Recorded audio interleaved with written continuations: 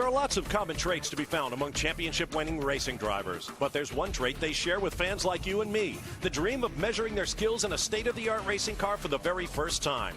And we'll all be witnesses as two great champions, NASCAR's Tony Stewart and Formula One's Lewis Hamilton, live that dream on a world-renowned racing circuit. Welcome to Seat Swap, Hamilton versus Stewart from Watkins Glen, New York. Hello, everybody. I'm Bob Varsha. Welcome to a very special event here on Speed. And as you can see, the weather conditions are going to make this an even bigger challenge for two of the best in the business. With me to help bring you all the action, a couple of fellas who know the taste of champagne from victory lane in both NASCAR and Formula One from the mechanical side. Larry McReynolds from NASCAR on Speed and Fox, and Steve Matchett, our regular Formula One colleague here on Speed. Larry, the question I've gotten from fans knowing we were going to be doing this today is always the same. Who has the bigger challenge, Stewart or Hamilton? Well, we have a little bit of experience doing something like this. So the three of us back in 2003 at the Indianapolis Motor Speedway Grand Prix circuit, Juan Pablo Montoya and Jeff Gordon swapped rides, and I think we'll see more of the same today, because if you go back to that right there, Jeff Gordon pretty much underdrove the Formula One car, and Juan Pablo Montoya did a classic job of overdriving with a lot less downforce, the Sprint Cup Series car. I think we may see something very similar to that today, Bob. How about you, Steve? Oh, for me, this is just a fantastic treat. It's such a rare pleasure to be able to work with Larry Mack, and I know we're going to have a lot of fun. But when we talk about Cup Car, NASCAR and Formula One, yeah, they are very different. The technology is different, the racing is different, the series is different. But for me, they are two branches of the same family. It is motorsport. We're here to have fun, and that's exactly what we're going to do. That's right. And you know it's a dream come true for each of these great drivers to drive the other man's racing car. They are among the best at what they do, and they've done things that even veteran fans may not be aware of. Here are Larry Mack and Steve to give us the details on Stewart and Hamilton.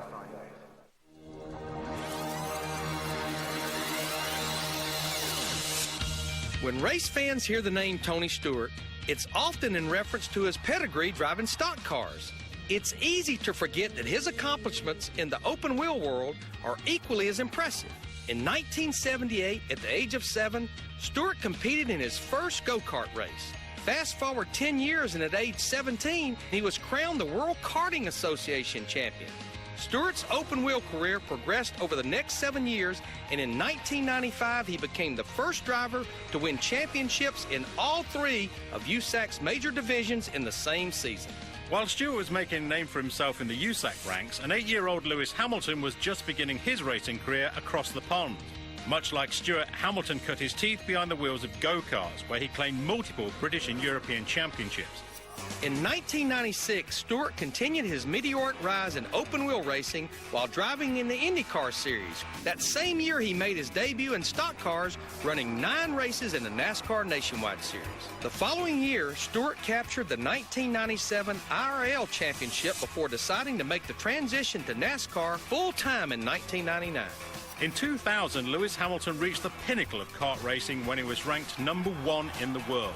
It was now time to move to single-seaters, and in only his second full season of racing cars, he claimed the British Formula Renault Series title. 2002 began on a sour note for Stewart when he finished dead last in NASCAR's premier event, the Daytona 500. But a consistent season featuring 3 wins, including 1 here at the Glen, and 15 top 5 finishes, led Tony to the top of the NASCAR mountain. The Rushville Rocket from Indiana is the 2002 Winston Cup champion. The well-respected F3 Euro Series was Hamilton's stage in 2005, where he ran away with the title, winning 15 of the 20 races. 2005 was also a championship year for Stewart, taking his second Sprint Cup title. The following year, Hamilton graduated to the GP2 Championship, where he was able to showcase his talent in front of the Formula One teams by taking the crown in his rookie year. 10 years after being signed by McLaren to a development contract, Lewis was ready to race in F1. The rookie defied convention by netting 4 wins while consistently outpacing his more experienced teammate. In the process, he narrowly missed becoming world champion in his rookie season. While Hamilton was beginning 2008 as a championship favorite, Stewart was planning a new challenge, team ownership. I promise you, it'll work. And made good on his promise the following May, getting his first win as an owner in the All-Star race at Charlotte. 2008 proved to be a banner year for Hamilton when he joined the Formula One list of champions in arguably the most dramatic finale ever. Hamilton in fifth. He will come from behind to claim the world title. Since then, both drivers continue to rack up impressive numbers. Stewart has amassed 39 career NASCAR victories, placing him in a tie for 17th most all time. While Hamilton has reached the F1 podium in half of his career starts. Two drivers, both at the peak of their respective sports. Two entirely different career paths, and yet both simply want to drive, and drive fast. And one other thing you should know about both men, they are huge fans of one another and each man's respective sport. So you can imagine this is a big treat. Now, you'd think the biggest treat of all for those of us who are taking part this weekend would be to be right down there amongst the racing superstars at Watkins Glen International, but under these conditions, I'm not so sure that's true. Nevertheless, let's meet the fourth member of our team, a familiar face here on Speed, Ralph Shaheen. Hey, Bob, this is arguably one of the nastiest days I've seen at a racetrack in a long time. It is in the very low 50s. The wind is howling. The rain is coming down. We got a big crowd of fans here watching everything today. But look what else we've got right here. We've got Lewis Hamilton's McLaren MP24-3, and right next door to it, Tony Stewart's NASCAR race car ready to go. The crews have just pushed the cars out. They're getting everything set. And I think one of the things that's kind of interesting is look at all the crew guys over here checking out each other's stuff. Here's all of Tony's guys, Darian Grubb and his crew looking at the McLaren. And then over here, you got some of the McLaren gang taking a look at the stock car as well.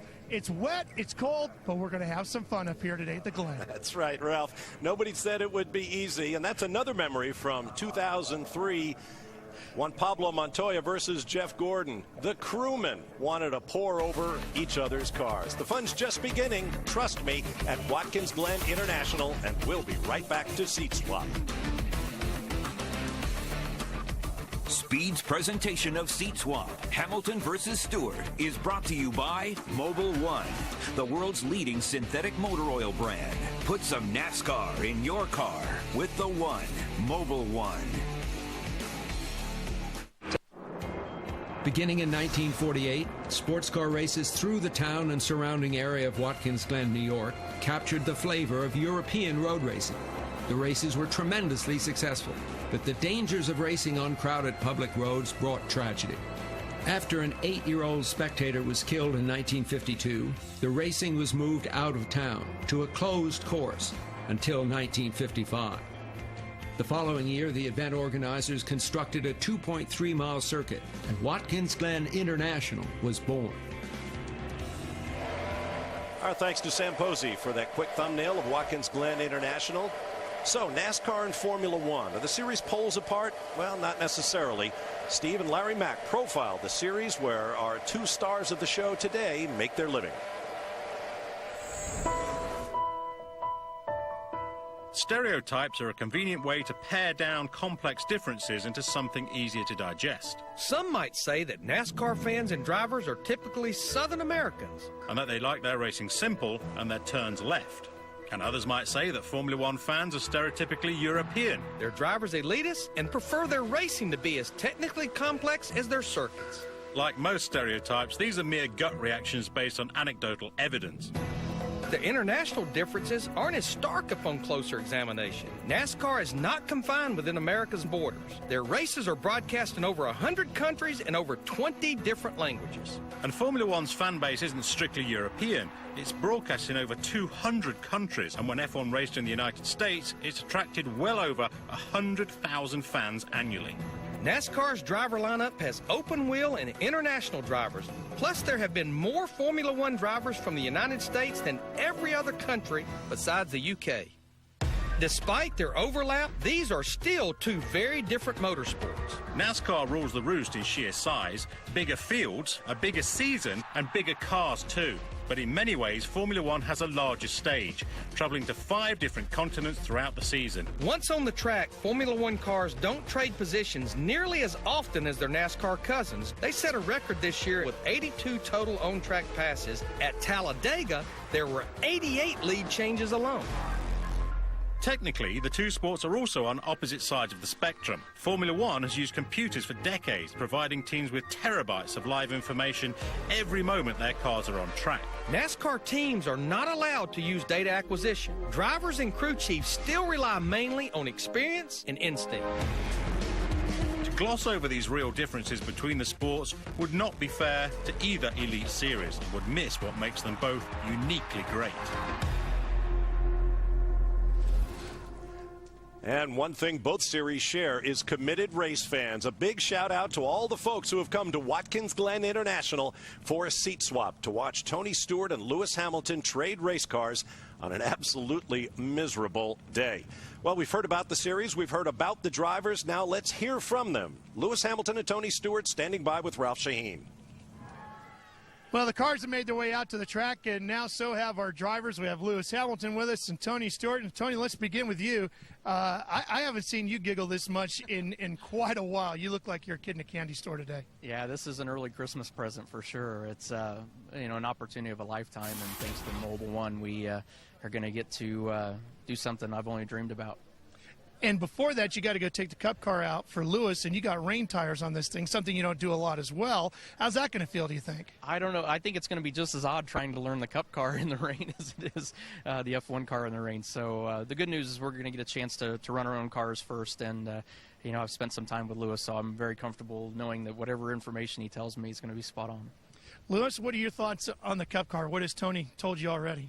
Well, we've had a brief discussion about it, but I think we were just saying that probably when we get out there, we'll have a better feeling for what our cars need and give us each other a little bit more information. But I'm seriously so excited to get out on this thing. I mean, it's so much different to what sits over here. You know, we have a much lighter car. It's just different kind of science, but it's against the same kind of we're still going for the same goal, which is just to win. All right, Lewis, great to have you here at Watkins Glen. Guys, these guys are going to get strapped in their cars, and we're going to get this show on down the road.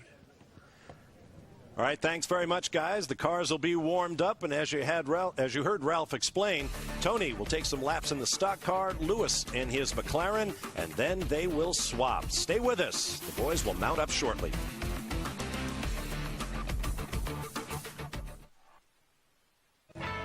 The first professional race at Watkins Glen took place in 1957 when NASCAR ventured up north.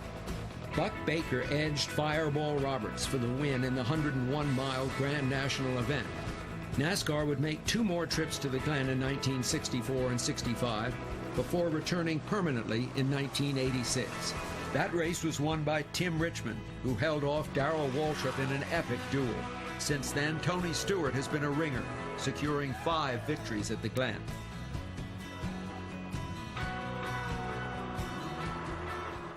Today we're using the full international circuit for seat swap, and right now Tony Stewart and Lewis Hamilton are in the race cars they're familiar with.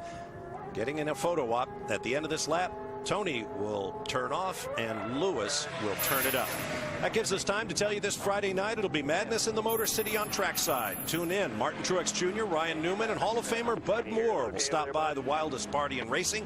Don't miss NASCAR Trackside from Michigan, Friday, 7 p.m. Eastern, only on Speed. And Bob, that race that in 1964 when NASCAR was here at Watkins Glen, the winner was Billy Wade. The owner of that car was Bud Moore. And I sure hope they asked Bud Moore about what it was like bringing a stock car to Watkins Glen. What's it like? Is it slippery? It's actually quite a lot of grip. That's good to hear. Good to hear.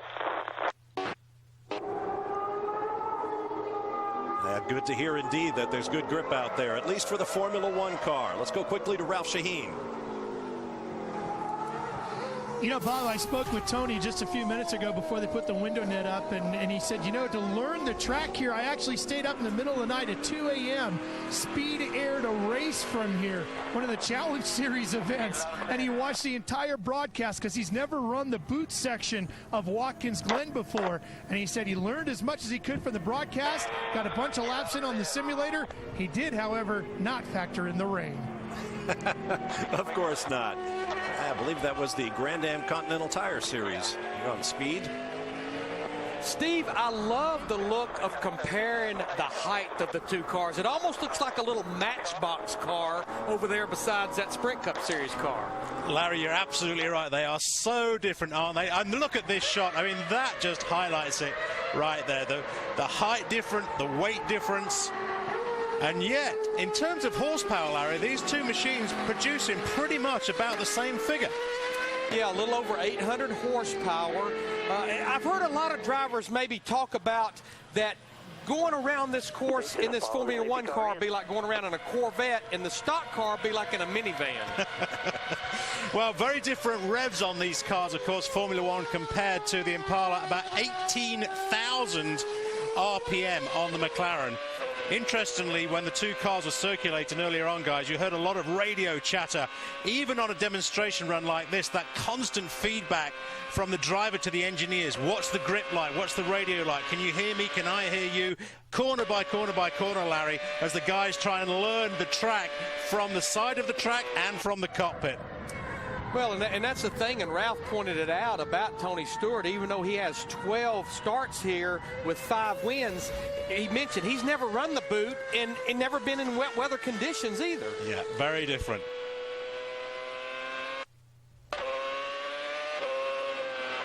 Lewis's McLaren here is the MP423.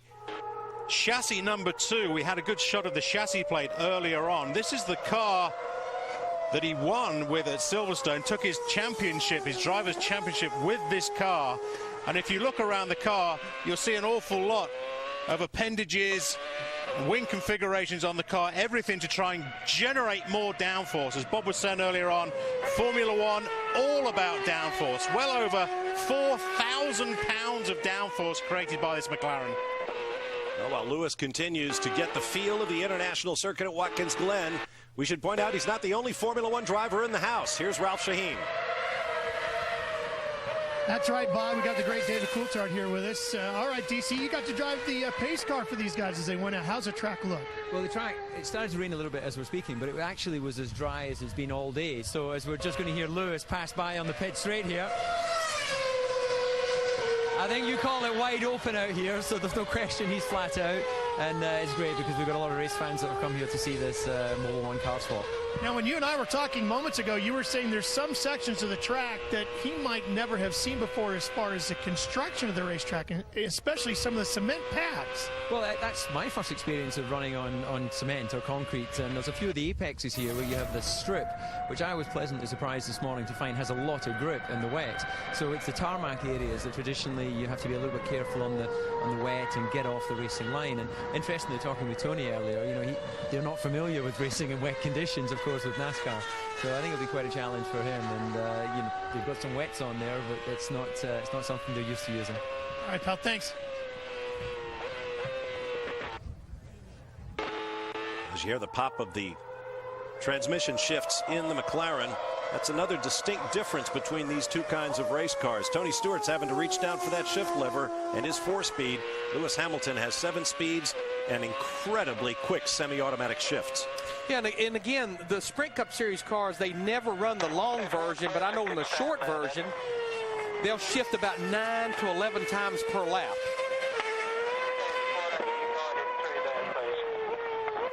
The all-time quick lap of the full 3.37-mile international circuit here at Watkins Glen is a 1-minute 28.1322 second lap by Ryan Briscoe in qualifying for the 2009 IndyCar race here. Obviously, under the conditions, it would be a lot to expect of Lewis Hamilton to approach that, even in a Formula One car. Yeah, well, absolutely. We're on a demonstration run as he comes into pit lane.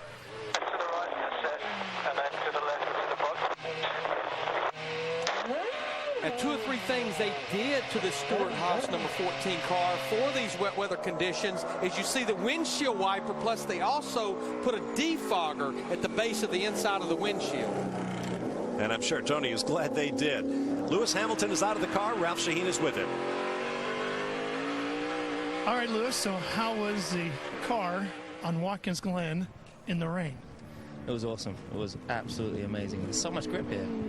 So there's a lot of grip. I was expecting it. I think it's just damp, so it's not too slippery out there. And I mean, for me, getting back in my old car, it feels fantastic. You know, I won quite a few races with that car. I won the World Championship, and to get back into it, going back, it's like going back in time. But this track is absolutely fantastic. It really is. DC was talking about when he was driving around the pace car how there were some sections of cement and concrete and things like that that he's not used to driving on, but was surprised about the amount of grip that he found there. Did you have the same experience? I did. I was thinking perhaps that you'd have to go off. Here comes Tony. What do you think of that? That sounds wicked. That sounds wicked. Yeah, I wasn't expecting to have so much grip out there, but even though there's different surfaces all the way around, the grip is very good. So, you know, I think Tony's going to enjoy it. It's interesting, guys, how much both of them are enjoying the sound of each other's cars. Exactly what I was about to say, Ralph. As soon as Lewis heard that big V8 come booming up the front straight at Watkins Glen, he wanted to stop the interview and watch it go by. I don't think we have an official full international circuit stock car record. So Tony's going to make a little history, and we'll be back to do the seat swap. In 1961, the FIA granted Watkins Glen the right to host the United States Formula One Grand Prix if the event could be organized in just 6 weeks. And on October 8th, the Glen was ready. Jack Brabham and Sterling Moss put on a show, swapping the lead throughout the early laps. Both men would retire with mechanical problems, and the winner was Innes Ireland, who charged through the field and gave Team Lotus its first ever Grand Prix victory. Formula One raced for 2 decades at Watkins Glen, and a lot about this Finger Lakes region of New York went into history, including the Glen Motor Inn, where most of the drivers stayed, still run by the Francisi family. The seat swap has begun. You're on board with Lewis Hamilton in Tony Stewart's NASCAR Sprint Cup car. While he makes his way around, we want to remind you, June 24th, Orange County, California becomes home to the greatest collector car event of the world, Barrett-Jackson. The coolest cars on the planet will all be in one place and all up for grabs. Check out Barrett-Jackson beginning June 24th, 5 p.m. Eastern, live on Speed. You know, Steve, I found it interesting, the conversation between Tony Stewart and Lewis Hamilton about the brakes a while ago. You know, these Sprint Cup Series cars, it's cast iron rotors with 4-piston calipers, pretty much all the brake that the 4.5-inch offset inside that wheel will take. Yeah, absolutely. And very, very different in the Formula One car, where it is fundamentally sintered carbon. And it takes about 6 months to produce a carbon brake disc. They start off with a cobweb of rayon and then fire carbon atoms at it in a furnace. Get the thing unbelievably hot, but you do end up with incredibly efficient brakes. But you're right, Larry, when we were listening to the two guys talking there, they're A, having tremendous fun. They've obviously got great respect for each other. And when they're just trying to feed that little bit of information off each other about the brakes, they are very, very different. Lewis will find it extremely different in this car here, because just lifting off the throttle in a Formula One car with the aero drag across the wings, you get massive retardation even before you touch the brake pedal. Looks like it's drying out a bit out there. What's the over-under on one of these guys coming in and asking for slicks? Well, the good thing about Lewis Hamilton right now, he won't know the difference in feel between our dry tires or our wet tires on a stock car. The thing that strikes me, Larry, straight off is how very different the driving position is between the Formula One car and the Impala, where Lewis is now having to sit very upright with the steering wheel very close to him. Lewis and Tony are talking it over. Steve, I got to believe the other difference is Lewis Hamilton, I think, sits right in the middle of that Formula One car. Now He's all the way over to the left side. You're absolutely right. Here's the part of the track Tony was warning him about, the bus stop chicane. Watch the brakes. Yeah, just heard Lewis Hamilton on the radio there saying this is absolutely wicked. I mean, he is having a lot of fun. Saw him hit a little bit of the curbing there in the second corner of the bus stop. That's something the stock cars fight there a lot when we race there. I mentioned earlier that I'd ridden in a stock car around Mazda Raceway Laguna Seca with Kyle Petty, and the other thing I realized about these cars, Larry Mack, is that they road race pretty well, and you can use a lot of curbs with the stock car. Well, they really do, and these drivers like Tony Stewart, they'll use the curbing a lot of times to make the car turn.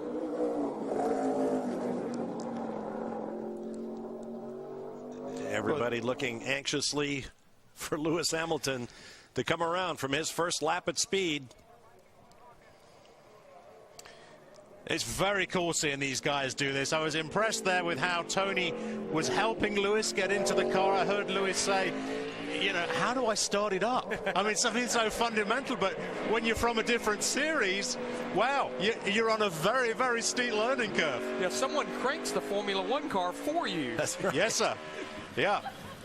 For reasons of weight, weight is everything on a Formula One car. We want to try and keep the weight to an absolute minimum as much as the regulations will allow. So we have an off-board starter, a remote starter. Our engineers, the way our philosophy works is we're only going to use the starter once at the start of the Grand Prix. Then hopefully we're never going to need it again. So let's not have it on the car. Now, since a Formula One driver is in this car, I won't say the car is loose. It looks like it's a bit of an oversteer. Absolutely. Yes, and, we're learning all the while off each other, Larry, because I'm now understanding what push is as well. It's a new terminology for me. This is cool stuff. And that lap was faster, 2:12. Let's get down to Ralph Shaheen, hear what Tony thinks about it all. Hey, your buddy here is starting to lap a little quicker than you. You're going to have to get back in that thing, prove your right to own it? Don't worry, I still pay the checks on it, so I'm pretty sure I'm all set there. But no, he's doing a really good job. It's fun. He's out there chatting on the radio and having a big time, so that's what it's all about today. What surprises you the most about how he's driving that car right now and how quick he's adapted to it? The hard part is I don't have a monitor to see his lap, which is killing me. I want to watch his laps running around there because you can tell it's drying out and it's getting some of the grip back, and I can promise you he is hustling it as hard as he can. So it's fun watching him come off of here because he's giving it 100% on the exits for sure. Now, of course, he's also raising the bar of what you got to do when you get in the McLaren. Yeah, I'm not going to even try to beat him on this. The penalty if you miss here is huge, so I'm going to go have fun with it, though. All right, guys, back to you. All right. I'm impressed with the way Lewis is adapting to that stick shift. Formula One drivers aren't used to that. I recall the Australian Grand Prix last year. Robert Kubica went to a local racetrack to do a demo run in a stick shift equipped Renault. He wound up burning the clutch out of the thing. He wasn't used to heeling and towing and using the shift lever. Okay, 10-4, we're going to pit road this time then. We're going to pit road this time. Going to pit him this time. Sorry, I didn't hear that. Oh, yeah. He heard it. I didn't hear you. You want me to do what? Sorry, radio problem. No. He does not want to come in, guys. That is sure. Bring it to pit road next time. They may actually have to block the track to get him off. Let's get a state patrol car out there. He's definitely getting a little more and a little more aggressive with this stock car. Quicker still, 2:11 unofficially. No problem.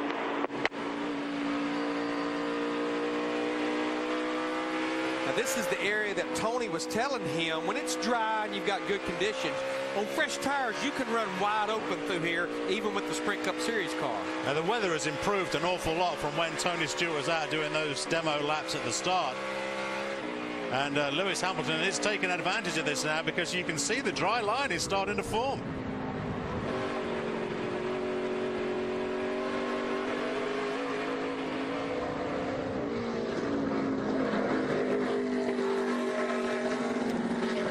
Down through the outer loop.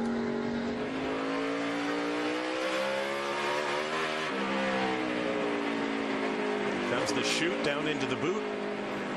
Bob, you may have said this earlier. For a man that has never had a roof over his head, I'm pretty impressed. I believe that's true. I don't think Lewis has ever driven what they would call a tin top back in jolly old. And it looks like he's off it a little bit. Giving the fans a little show. And why not? It's all in fun and a great experience for all of us. We'll take a break in just a minute and be back. It'll be time for Smoke to talk with Hamilton and then maybe get a little revenge by hopping into that McLaren Grand Prix car. Stay with us.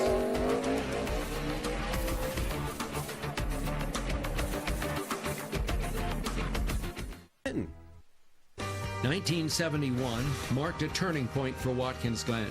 After raising $3.5 million, the Watkins Glen organization lengthened the course, upgraded the facilities, and improved safety measures.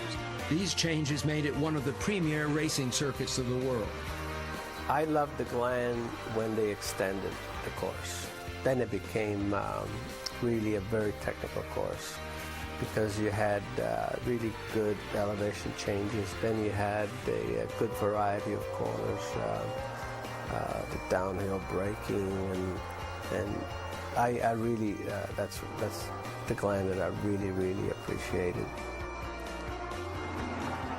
And I think it's safe to say Lewis Hamilton is appreciating his first visit to Watkins Glen after finishing his laps in the Mobil 1 Office Depot Sprint Cup car.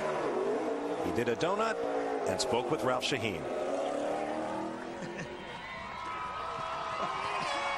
All right. Well, Lewis, what did you think of that? I think we have to swap jobs. Really? You ready to come race over here at Daytona and Darlington and places like that? I definitely wouldn't. Yeah, you never know. You never know. I tell you what, I loved it so much. The car is fantastic. What surprised you the most about it? Well, I think Tony was always down talking how heavy it is and how little grip you had. And okay, it's different to a Formula 1 car, but it actually handles really well. And you can drift it. You can, the shift, the gearbox is beautiful. The power is fantastic. Okay, you don't have the downforce or the same grip as a Formula 1 car, but the tires are great. I think these tires overheated, so yeah, there's not much left of the tires, but it sounds cool. You hear it on TV, and you think, oh, that would be wicked to try it, and I was just smiling the whole time. How much grief are you going to give him since you were quicker than he was? I was? Yeah, oh yeah. Healthy, too. I was enjoying it. I want to go back out. Well, if you're not so much fond of the stock car thing when we're all done here, the way you were doing that burnout there, we have another series over here called the NHRA. You could give a guy by the name of John Force a run for his money, too. That was a pretty good burnout. That's all good. I enjoyed it. I didn't know whether it was actually going to work, but you can make a lot of smoke with this, baby. That's why it's got smoke on the side. Well, you heard Lewis Hamilton say never. At this point, it's probably worth remembering that back in 2003, when Pablo Montoya tried a stock car, 4 years later, he was a NASCAR regular. Who knows what the future holds for Lewis Hamilton. Time for Tony Stewart to get his dibs in. He'll climb into the Formula 1 McLaren when we return.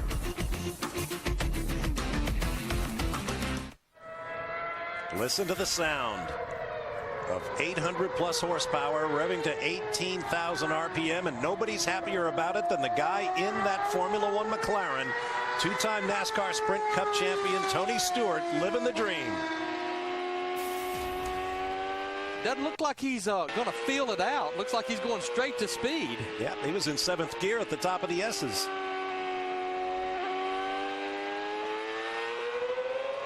Here's the part of the track that he doesn't know well, the boot at Watkins Glen International.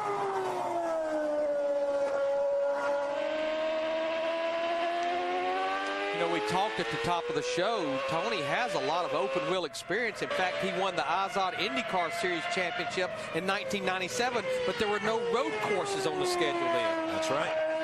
And of course, all of his dirt track experience, including multiple USAC championships, were on oval tracks. You'll see here, right in the middle of the screen, the transmission number, which ratio is in. 7-speed box. And as we were talking about earlier on, Larry, in the McLaren, Tony will be changing up with his right hand and down with his left hand. You can sometimes just see the driver's hands just playing with the pedal at the back. Lewis Hamilton looking on from the pit wall. And Tony's dad. Nelson. Yeah. Hangs out a lot with Tony these days. So, 4th gear, 5th gear. The lights at the top of the dash you see flashing across the top are upshift lights to give the driver an idea of exactly when to change gear. Because these things rev so high, as we were saying before, there's very, very little lag. The things pick up revs incredibly quickly. So the drivers like to have a visual cue as well as when to snatch that next gear. Steve, I would say as low as these things are to the ground, we talked about in the stock car, the NASCAR car, using the curbing. Yes. I'd say you want to stay off that curbing with these things, don't you? Well, you know, certain tracks you have to use the curbing, Larry, and you have to have the car set up to do that, to be a little bit more compliant over some of the curbs. But the big difference between you guys and us when we're setting the car up is we have that flat bottom with the wooden plank, a composite board underneath the car for legality reasons. And if the drivers get too much curb, and there's so little suspension movement, that it's very easy to turn the thing into a surfboard.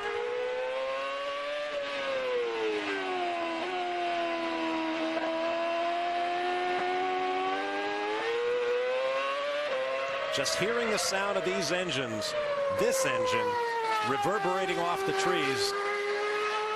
I've always thought bringing Formula One back to Watkins Glen International would be a race that would need no promotion, because there are multiple generations of U.S. fans out there who would be here in a heartbeat with friends and family to see Formula One back at the Glen.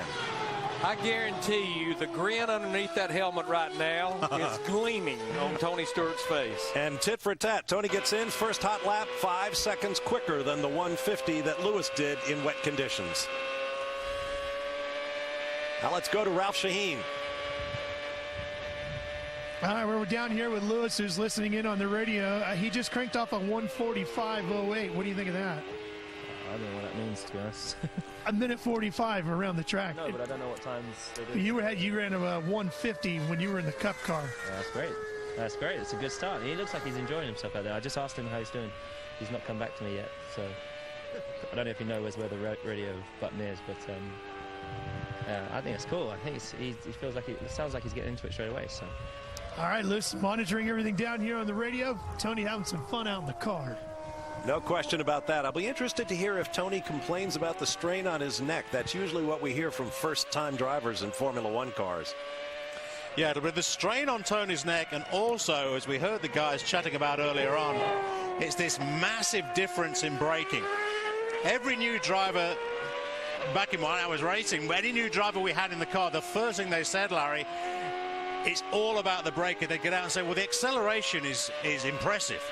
2.5 G under acceleration, but it is 5 G loading under braking when those carbon brakes kick in. The loading under braking is absolutely phenomenal. You know, almost everywhere we go with the Sprint Cup Series cars, where you beat people is from the middle off under acceleration. But quite honestly, at our 2 road courses, which would include Watkins Glen, where you really beat people is under braking.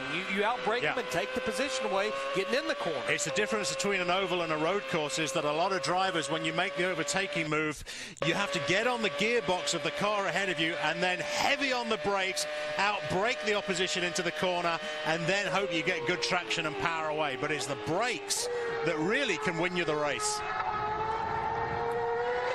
1 minute 42 last time around, an improvement for Smoke as he comes to grips with this strange technology, averaging about 120 miles an hour. And Bob, if I'm looking at my numbers right, the fastest time ever set by a Formula One car at Watkins Glen back in 1980, a minute 33.29. So considering the damp racetrack, Tony's doing just fine. Never run the boot before, and on wet tires, wet weather tires. Yeah. Now, this is a 3-year-old car, and the march of technology in Formula One is such that there's a lot this car doesn't have. Doesn't have the kinetic energy recovery system, or KERS that traps braking energy and gives the driver a power boost, or the drag reduction system, the opening element of the rear wing. He has a lot more wing on this car than current cars do. But no blown diffuser, no blown rear wing, the controversial F-ducts from last year. If you look closely at the bridge wing that Bob was talking about earlier on, when these guys get up to speed going down the straight, the little wing that's going over the top of the nose, you'll see it start to depress. That's the aerodynamic loading we were talking about earlier on, about the 4,000 pounds. Keep your eye on this little winglet here, up to speed, and you'll start to see it drop towards the center of the nose as the aero load pushes the car into the track. And there's so many things that a driver can adjust from the cockpit, where on a stock car, Steve, the only thing you can adjust aside from your driving style is the brake bias, front and rear. No, I was going to ask you that earlier on, Larry. There's no suspension adjustments or anything your guys can do? Now, we are allowed in Formula One to adjust the differentials electronically, hydraulically controlled differentials, so we can alter the loading through the differential from a cockpit control. Previous years, I mean, back in the mid-90s, 93, we used to be able to adjust the suspension as well through hydraulics, but very limited controls on a Formula One car now. We could do a lot more, but the rule makers won't allow us to do it. You know who's going to really suffer from this run that Tony Stewart's making in this Formula One car? Tell me. Darian Grubb is Sprint Cup Series crew chief, and we go back to Watkins Glen with a stock car in 2 months. Car feels like it's not in the racetrack. It's not stuck. Yeah, I imagine both of these drivers are going to go back to their respective series, and they'll draw a crowd of their colleagues asking, what was it like? Expect Tony to pit this lap. Now, will he attempt a burnout in this Formula One car? Your guess is as good as mine. And maybe better. Box this lap, Tony. Box this lap. Yeah, I guess Tony's decided discretion is the better part of valor. Or maybe he's just coming in for a new set of tires.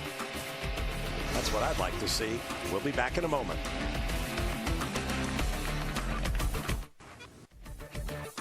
Speed's presentation of Seat Swap, Hamilton versus Stewart, was brought to you by Mobil 1, the world's leading synthetic motor oil brand. Put some NASCAR in your car with the One, Mobil 1. Well, once again, it appears it's going to be tough to return the seats to their original occupants as Tony Stewart climbs out, having enjoyed a taste of Formula One power and handling. Let's hear how he enjoyed it by going down to Ralph Shaheen with the man himself. All right, pal. All right, so you just said it should be illegal to have that much fun. Was it that good? Yeah, if we're Darian now, Darian's not going to sleep because I'm going to want it to drive like this all the time. No, that was, man, that's one of the coolest experiences of my life right there. You know, I know you've driven so many different cars throughout your life. In fact, this week you drove sprint cars and stock cars and modifieds on the dirt, and now this. How good of an experience was this overall for you in your life of racing? Well, you know, when you grow up as a kid and you start racing go-karts, you never dream that that's the level that you can get to, and you never dream that you even will have an opportunity to do what we just did today. And just so thankful to Lewis and his team. They've made this so easy from the day we got here yesterday, and it just was so much fun. And Lewis's information is spot on. I'd be honored to have him as a teammate. What surprised you the most about the car? Everybody told me how good the brakes would be on these, and I knew it would be good. I just didn't realize they were going to be that good. So I would say that, and just it just handles so nice. I mean, it's fun to have downforce once again.